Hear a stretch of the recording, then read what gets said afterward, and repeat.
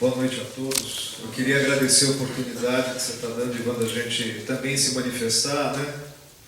Um país democrático realmente é importante ouvir todos os lados, né, e todas as versões da história, né? A primeira posição que o Corpo de Bombeiros de São Paulo tem e sempre teve em relação ao bombeiro civil é de colaboração, né? Nós tivemos iniciativas anteriores ao CNBC que tinham por objetivo o fomento da profissão de bombeiro civil, né? O principal objetivo da Lei 15.180 foi justamente estabelecer parâmetros mínimos para que o bombeiro civil exercesse a sua profissão com propriedade e segurança.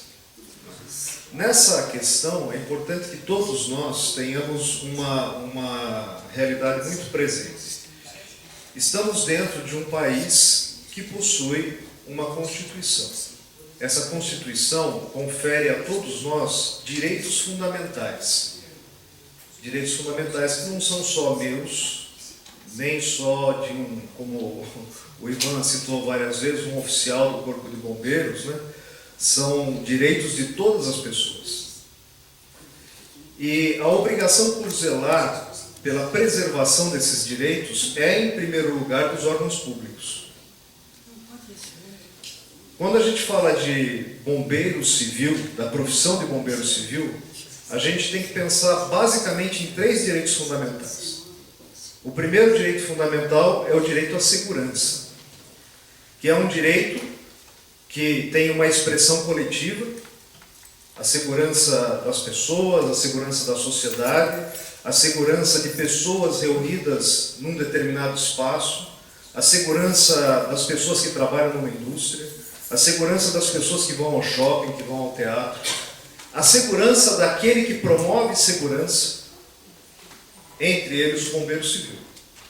Então, o primeiro aspecto é esse, o direito fundamental à segurança. O segundo aspecto é o direito fundamental à educação.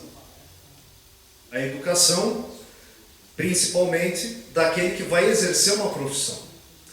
Uma profissão que tem, por um lado, o fato de ser uma profissão de risco, em que a pessoa está se colocando em situação de sofrer lesões e até de perder a própria vida para defender o patrimônio e a vida de outras pessoas.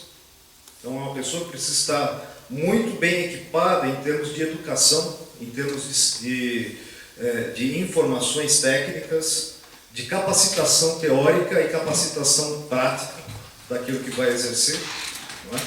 Senão ela mesma vai estar se expondo a um grande risco, além de expor o risco às outras pessoas. Então, o direito à educação está diretamente ligado ao exercício profissional.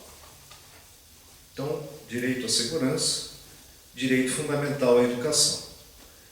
E quando a gente fala de uma profissão, existe um terceiro direito fundamental, que é o direito fundamental ao trabalho e ao livre exercício profissional. O livre exercício profissional não é tão livre assim.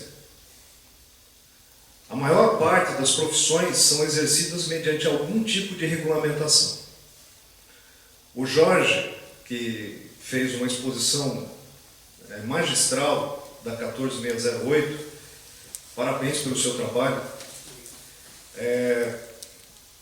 falou várias vezes, isso aqui é uma norma técnica, não tem força legal. Sabe, Jorge, não é bem assim. Juridicamente, né, isso eu falo com propriedade porque sou formado em Direito, especialista em Direito Administrativo e também sou engenheiro civil. Então eu conheço os dois lados da moeda. Juridicamente falando, o conceito de imperícia de trabalho é o seguinte: é a não observância de uma norma técnica de trabalho. Esse é o conceito de imperícia. Então, quando um juiz de direito vai verificar se um determinado profissional agiu com imperícia e por isso causou danos, ou causou lesões, ou causou a morte de uma pessoa, ele vai verificar se aquele profissional observou as normas técnicas que regulam a profissão. Daí porque a grande importância da existência de normas técnicas. Aqui no município de São Paulo, a norma passou a se tornou obrigatória. Mas mesmo que ela não seja obrigatória, ela será obrigatória para a aferição da responsabilidade civil e penal daquele que exerce mal a sua profissão. Bem, então o exercício profissional, ele é livre, é um direito fundamental, mas ele não é tão livre assim. Quando a profissão exercida, ela pode gerar impacto na vida de terceiros, quando a profissão exercida gera riscos para o próprio profissional que a exerce, essa profissão precisa de regulamentação. E essa regulamentação, até o momento, para a profissão de vocês, não existe. Daí porque o Estado de São Paulo, e eu digo de maneira bastante equilibrada, elaborou uma legislação que tinha por objetivo justamente dar esta segurança, abordar esses direitos fundamentais. Dar segurança para aquele que exerce a profissão, dar segurança para aquele que contrata o profissional, garantir que aquele que vai exercer a profissão tenha direito, tenha preservado o seu direito à educação e, em terceiro lugar, uma legislação que de maneira nenhuma seja um impeditivo para o exercício profissional. Então, a 15180, que fui eu que escrevi, tinha esses 3 parâmetros. Evidentemente, eu não sou um ser perfeito nem onisciente e não tenho condições de verificar, e principalmente naquele momento em que eu era bem menos maduro, condição de verificar todas as possibilidades, todos os problemas que decorreriam de uma boa intenção, como disse o Ivan. Não é? Essa lei, a 15180, ela foi objeto de uma portaria que também fui eu que escrevi. Essa portaria foi baseada nos mesmos objetivos. É uma portaria que está desatualizada. Foi extremamente importante a nossa participação, nossa como Corpo de Bombeiros Militar, dessa audiência pública, até para que pudéssemos conhecer toda a realidade que está do outro lado do papel, né? Porque o papel aceita coisas muito facilmente. O problema são as pessoas que são atingidas pelo que está escrito no papel.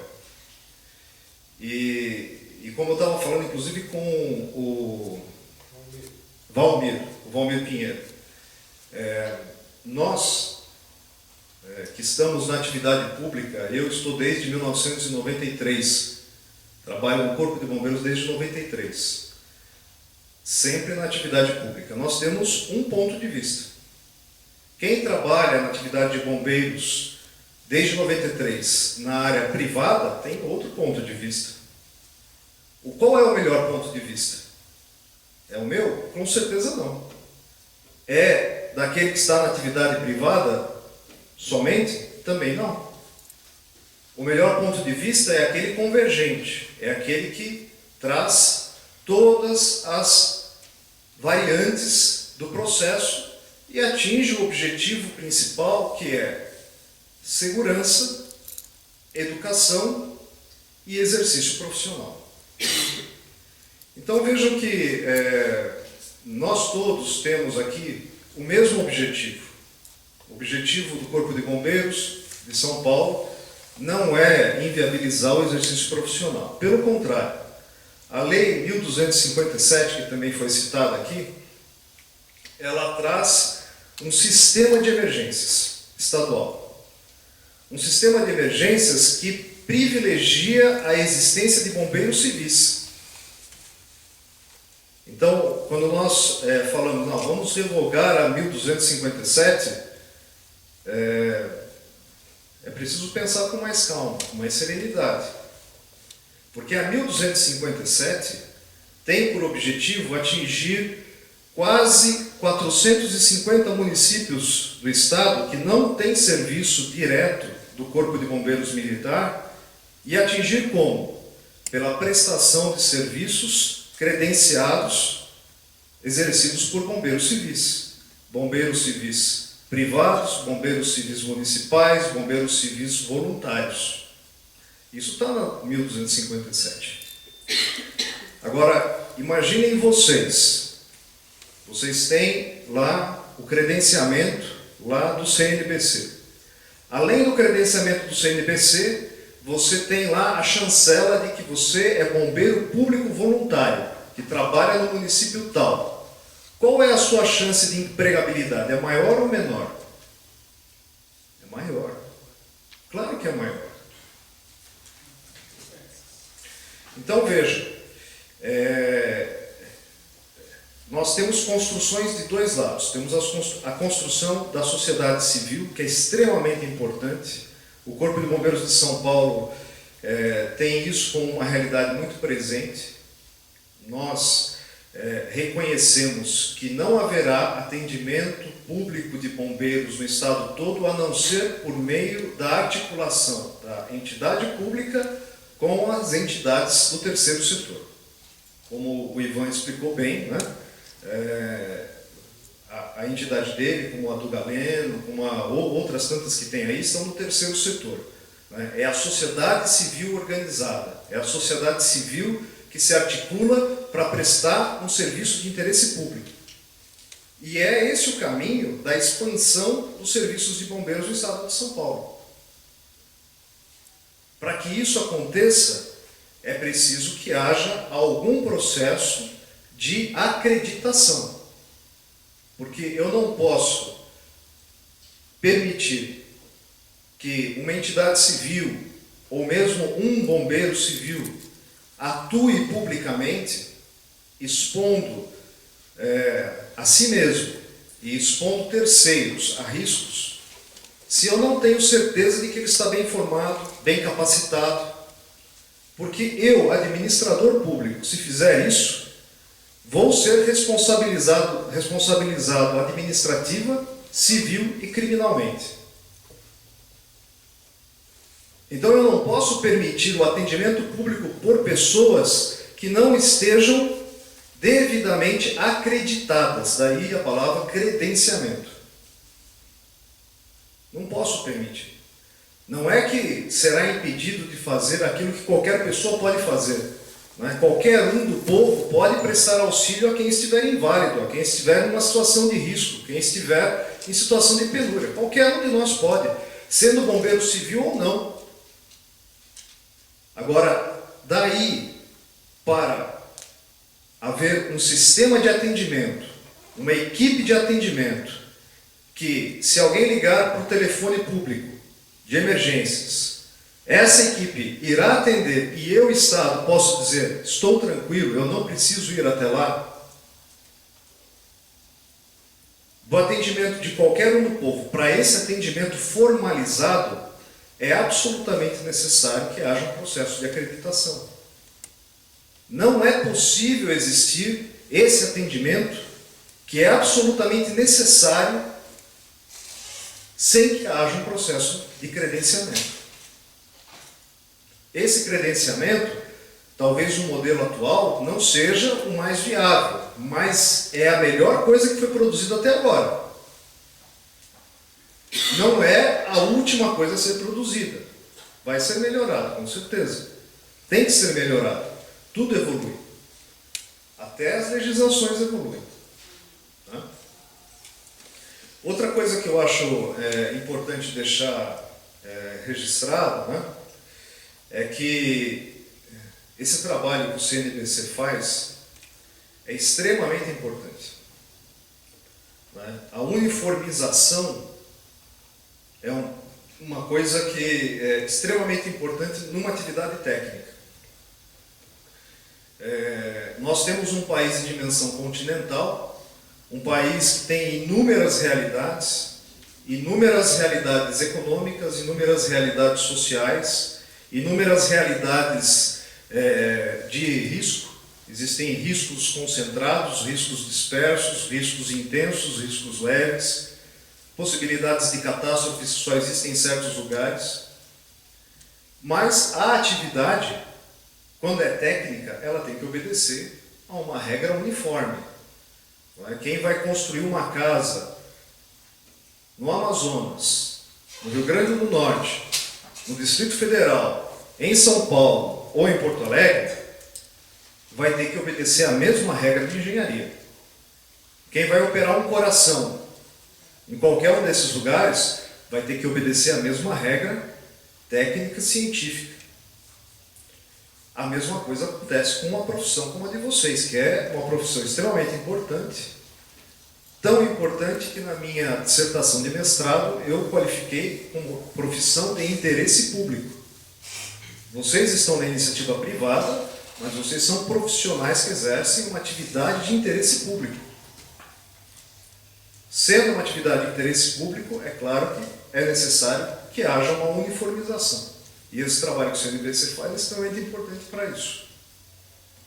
Mas isso não exclui, o trabalho do CNBC não exclui o trabalho que o ente público precisa fazer, deve fazer, para a segurança do profissional, para a segurança da população, para a prestação de um serviço público, porque na medida em que houver a acreditação, o credenciamento de uma entidade que vai prestar serviço no menor município do estado, que é Borá, que tem 830 habitantes, a partir desse momento é necessário que aquela entidade esteja acreditada. É necessário que haja o credenciamento. Eu não sei se eu consegui me fazer entender, não é? É claro que estou fazendo uma defesa em causa própria, mas eu sou defensor dessas ideias. Se eu sair do Corpo de Bombeiros, continuarei defendendo essas ideias, porque aqui eu estou falando não só como oficial do Corpo de Bombeiros, mas como cidadão também. Porque quando eu estiver na minha hora de folga, quando eu estiver no cinema, quando eu for a um teatro e me encontrar no meio de uma situação de risco da minha vida, eu quero ter um profissional de bombeiro civil bem capacitado que possa me socorrer imediatamente, porque eu sei que a corporação vai demorar alguns minutos para chegar. Então eu não sou contrário aos bombeiros civis. Nem o Corpo de Bombeiros do Estado de São Paulo é contrário aos bombeiros civis. Essa é uma lenda que precisamos varrer daqui. O Ivan colocou muito bem. As rixas e a campanha contra os... como é que chama a campanha? Contra o ódio, contra o preconceito, é perfeita. Não pode existir isso entre nós. O caso da escola que não conseguiu renovar o seu credenciamento, da bombeira que não conseguiu se empregar ou foi despedida por causa disso, são distorções que decorrem da natureza humana das nossas organizações. Se fôssemos anjos ou divinos, talvez isso não acontecesse. Mas como somos seres humanos, isso acontece. Todos temos limitações. E isso daí a gente vai levar pontualmente para resolver da forma mais rápida possível. Tá? Deixa eu ver se tem mais alguma coisa para ser dita. Lembra alguma coisa, Anderson? Comandante? Já são 10h20, né? Eu acho que o mais importante eu consegui colocar aqui. Né? Importante só para esclarecer um pontinho que o Jorge colocou. Né? São 162 municípios que possuem serviço de bombeiros hoje no estado de São Paulo, o que corresponde ao atendimento de mais de 70% da população do estado. Né? São os municípios mais populosos. E existem municípios que demandam a instalação de serviços de bombeiros, que estão dentro de uma prioridade do Corpo de Bombeiros, e essa instalação ainda não aconteceu por N fatores. Né? Um dos fatores é o fator econômico. Custa muito caro o serviço de bombeiros. Engana-se quem acha que pode instalar um serviço de bombeiros a baixo custo. É caro. Mesmo o serviço montado dentro do sistema de voluntariado. Um custo básico, se nós não considerarmos que eu preciso construir o imóvel, né? Se eu colocar o serviço de bombeiros no imóvel já existente, gira em torno de 300 a 500 mil reais por ano. Básico. Básico. Aí entra o custeio de utilidade pública, entra os equipamentos que precisam de manutenção, as viaturas, o combustível, o EPI do bombeiro, que tem que ser individual efetivamente, não pode ser EPI coletivo, né? E assim por diante. Então, custa caro. E a maior parte dos municípios do estado de São Paulo, como do Brasil afora, não tem recursos. Desses 450 municípios, 428 possuem menos de 25 mil habitantes. Desses 428 municípios, 170 possuem menos de 5 mil habitantes. Alguém aqui é de algum município desses? Que tem menos de 5 mil habitantes? São municípios extremamente precários. 123 municípios têm menos de 10 mil habitantes. A arrecadação desses municípios é baixíssima. Eles não têm recurso público para sustentar o serviço de bombeiros, seja no modelo estatal, seja no modelo voluntariado, seja qualquer outro modelo que vocês imaginem, porque uma entidade que vai prestar serviço público, mesmo que seja do terceiro setor, vai precisar de aportes do município para se sustentar. E o município não vai contratar esse serviço porque ele não tem, não porque ele não queira, porque ele não tem dinheiro. Então, estou falando dessas coisas porque nós estamos no mesmo barco. O barco não é diferente. O barco do bombeiro militar, o barco do bombeiro municipal, o barco do bombeiro voluntário, o barco do bombeiro civil que presta serviço numa entidade privada é o mesmo. Na hora do incêndio, que nem falou lá o Valmir para mim ali no canto, né? Na hora do incêndio, ninguém quer saber quem é militar e quem é civil. Eu quero saber quem é o profissional competente, só isso. Quem resolve o problema. Então estamos todos no mesmo barco. Precisamos unir forças. Acredito que o Corpo de Bombeiros do Estado de São Paulo tem um projeto bastante maturado e bastante eficiente para unir forças para a prestação do serviço público, valorização da profissão de bombeiro civil e abertura, inclusive, de novas oportunidades de trabalho. Se nós unirmos esforços, eu tenho certeza que ambos os lados ganharão e principalmente a população do estado de São Paulo vai ganhar. Se nós ficarmos brigando entre nós, todo mundo vai perder. O civil, o militar e principalmente a população. É isso aí, pessoal. Muito obrigado pela atenção. Desculpe estender um pouquinho mais.